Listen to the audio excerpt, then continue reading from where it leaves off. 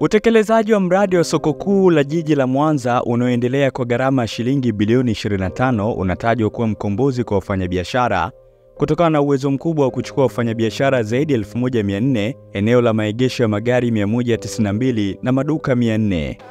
Zilikuwa changamoto ni nyingi.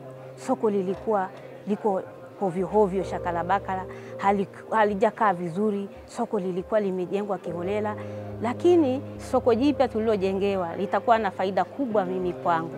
Kwanza limejengwa la kisasa na vitu vinatakiwa tupeleke tukapange kisasa. Kwa hiyo tunamshukuru sana Mama Samia kwa zawadi hiyo aliyoweza kuendeleza lile soko, na wateja kule watapatikana ni wengi kwa sababu liko katikati ya mji.